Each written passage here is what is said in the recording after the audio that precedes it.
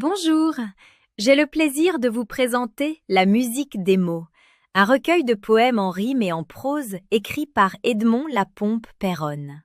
C'est un florilège dédié aux amoureuses et amoureux des mots qui chantent. Ce recueil comporte des textes poétiques ainsi que des poèmes en rime et en prose exprimant les états d'âme du moment de l'auteur.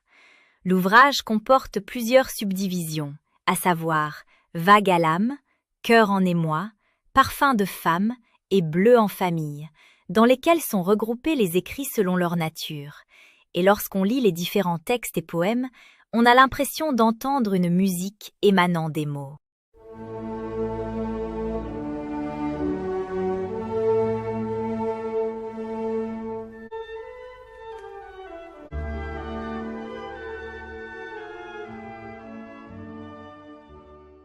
L'auteur s'étant prêté au jeu, va vous lire ses poèmes dans différents tableaux choisis selon la nature du texte.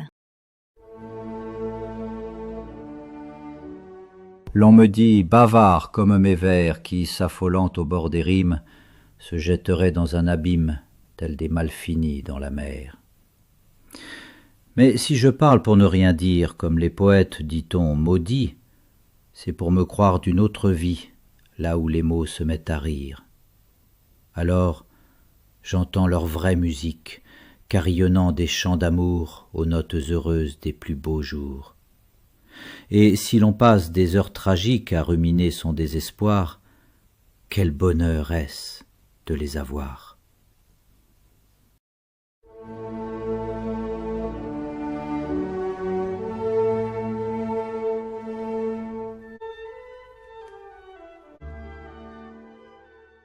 Lorsqu'on se partage un poème, l'un dans la tête, l'autre dans le cœur, quelque part, une once de bonheur bourgeonne au tréfonds de nous-mêmes.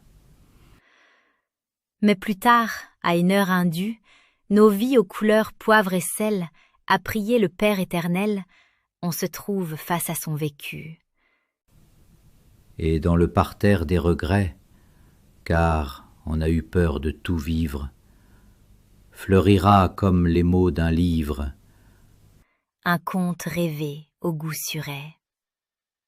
Mais pour l'heure, encore aux espoirs, on peut donc croire à nos histoires.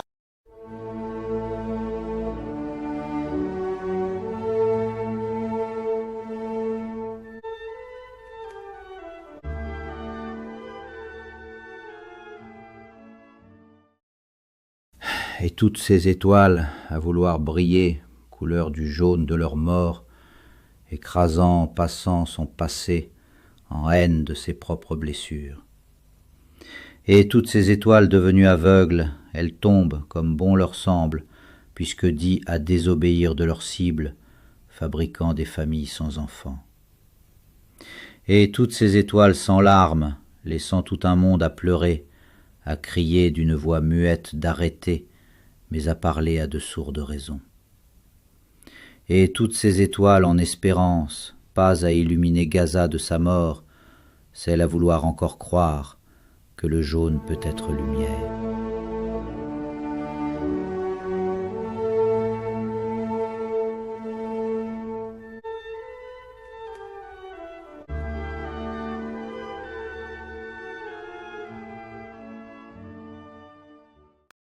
À toi, le vieux nègre qui rit pour ne pas pleurer, et dont la lumière ne jaillit plus dans les yeux, comme au temps des beaux jours vécus par ses aïeux, je t'offre la parole pour te donner à crier.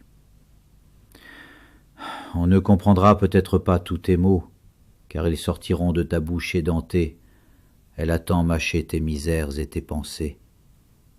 Mais l'on saura que tu as porté des anneaux, et tu entends ces chaînes qui te brisent les chevilles, elles te rongent encore ta peau de nègre jusqu'aux os, sous la douleur des coups de fouet saignant ton dos, dont les blessures sont cachées par de sales guenilles. Mais ce que tu pleures ou que tu rises aujourd'hui, ce n'est pas ce malheur donné pour un bonheur que personne ne veut s'offrir même pour une heure. C'est seulement l'idée que tu n'as plus une vie. Pourtant, tous les jours, tu rêves d'en avoir enfin une, Elle serait aux couleurs de celles de tes espoirs, lorsque tu crois voir des étoiles dans la nuit noire, ou bien quand tu bois un rayon de clair de lune. Serait-ce trop demander au Dieu de la terre, qui sourit déjà à ceux qui ont mais qui pleurent, faisant alors du bonheur leur plus grand malheur, puisqu'ils ne savent rien de ta totale misère. C'est pourquoi, Seigneur, j'ai du mal à croire en toi, surtout lorsque l'on sait ce qu'est ta charité, par ceux qui la voient comme une mendicité, me crachant dessus au nom de ta divine foi. Mais ont-ils compris les raisons de mes prières, qui me gonflent le cœur comme l'eau emplit l'éponge? Ont-ils vraiment compris que la fin de mes songes, pas celle de mon ventre, et celle de mes viscères? Aussi n'ai-je pas voulu aller à leur école, m'abrutir par tous ces mots tracés à la craie, faisant de moi un nègre aliéné, il est vrai, sans une véritable âme, puisque sans boussole. Aujourd'hui, j'entends dire de ma bouche édentée, au crépuscule de ma vie qui ne fut pas une dernière prière adressée au clair de lune, en espoir de retrouver toute ma liberté.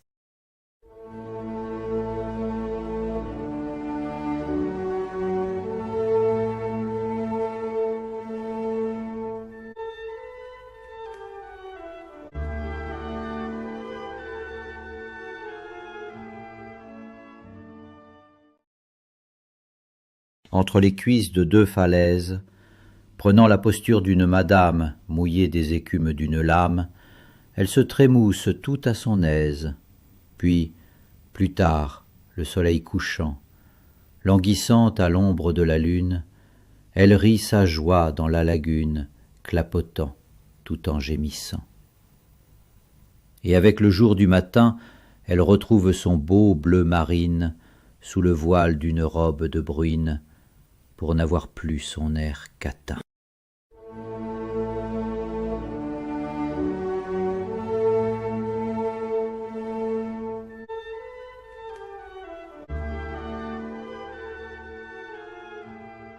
Rouge comme les cicatrices de tes canyons, ou des plaies béantes de tes hauts plateaux, couleur du sang dans les veines des Betsiléos, tu es belle comme le jour, pointant à l'horizon.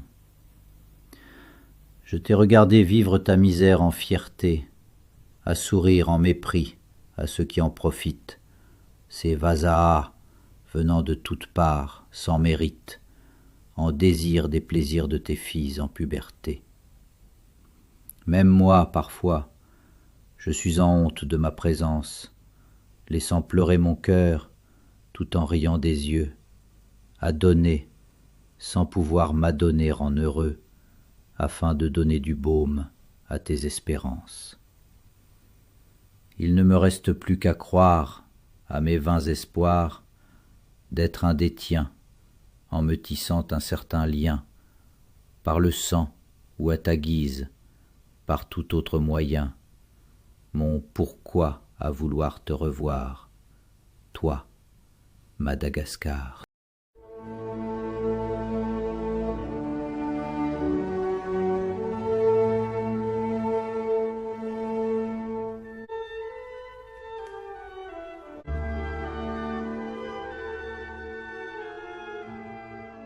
Comme il est dur de te savoir loin de moi, après que se fut réveillé en moi le souvenir d'un temps passé, celui d'une jeunesse au parfum de fruits mûrs qui chercherait à m'habiter.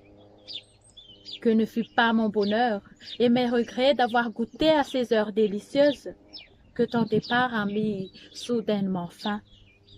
Comme il est dur de souffrir de ton absence, du rêve de ta présence, dont les effluves ne suffisent plus à adoucir ma peine, et à te savoir si près de moi du cœur, mais si loin de moi par la voix. Je me sens perdue et seule au milieu d'un vide peuplé de tous ces gens à grouiller autour de toi. Comme il est dur de te voir disparaître dans cette foule t'emportant dans une vague de joie, de tristesse, couvrant l'écho des cris de la douleur de mon cœur. Alors je m'accroche à l'image de ton regard humide, à tes lèvres à vouloir me souffler des choses. Sûrement la douleur de nous savoir de nouveau séparés. Comme il est dur de se sentir inspiré de tous ces mots. Les larmes aux yeux, dans le silence lancinant de ma peine, à l'idée que tu t'envoles, loin de moi, mais avec lui. Et noyé dans le tumulte de la salle, des pas perdus, j'ai ressenti la douleur du déchirement d'un peu de moi s'en allant pour un temps, peut-être pour toujours. Comme il est dur de savoir cela si dur, à s'aimer chacun de notre côté, nos destinées ayant suspendu dans le temps, l'heure de la fusion de nos deux bonheurs. Me voilà à rêver, toi et moi, mais sans lui, à croire encore à cet Eldorado, le nouveau pays où nous aurons à écouter le carillon de la pendule des jours heureux.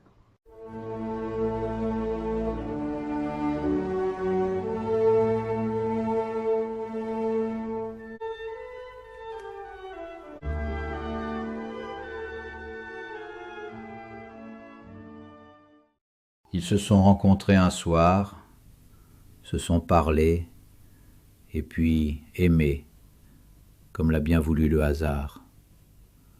Les voilà dans une chambrette, à ne rien dire, à se sourire, sous le voile d'une lumière fluette. Là, à l'abri des médisances qui se régalent à faire du mal, ils s'oublient en toute innocence. Mais que devient l'autre, son mari, qui dort sans elle, sans aquarelle, celle d'un amour en agonie? Il est pourtant mort, comme ça, un soir de pluie, un jour d'ennui, alors qu'elle ne s'y attendait pas. Beaucoup d'années se sont fanées, comme son jeune âge, sur son visage, et elles ont moisi son passé. Néanmoins, elle ne regrette rien, c'est le fardeau de bien des maux qu'elle oubliera jusqu'au matin. Et dans la chambre, le jour se lève, tel un soupir, lui va partir, après une nuit un peu trop brève. Pressée déjà, elle se rhabille, sans se parler, un peu gênée, car son époux revient des Antilles.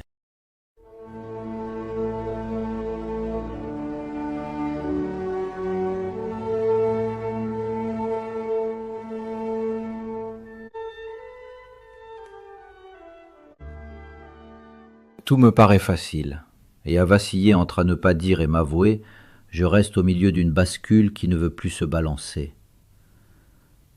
Dois-je descendre du siège me confortant du meilleur de mon bien-être?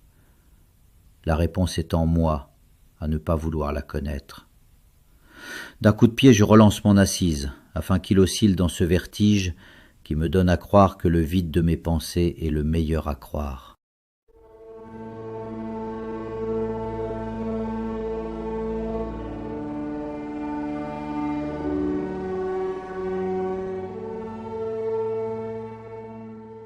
Le regard de la vie se posait sur moi comme un papillon fatigué à tournoyer au-dessus d'une fleur indélicate, à ne pas le vouloir comme invité.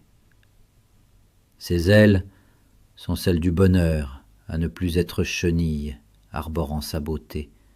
Chenille devenue papillon avec sa fragilité, sa légèreté, une trop forte vulnérabilité pour ce nouveau monde. Comme il est dur de transcrire ce sentiment qui transpire en soi à l'image du papillon.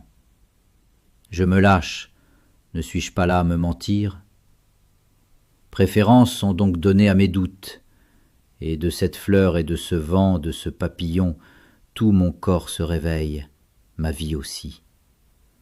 Les vous et moi oubliés, nos petites histoires à en faire des romans, en fâcheux cancans, je m'assieds alors au milieu des ossuaires de mes rêves brisés, à la table de la délectation de celui qui a meilleur goût à dire avant que l'autre ait à médire, trouvant en nous l'universalité de la pauvreté de notre petit mal. Je gravite donc dans ce monde, cherche à lui donner des frontières, mais je ne suis pas à l'abri de ce mur sur lequel le lierre a pris vie. Mon horizon me donne alors des vues, des lointains jamais atteints, si lointains à croire que l'espérance n'a pas la longueur d'une existence. Je donne malgré tout la main à cette idée, et je lui parle d'une toute autre histoire que celle d'un papillon qui se voulait inviter sur une fleur, mais que le vent cherchait à l'en empêcher.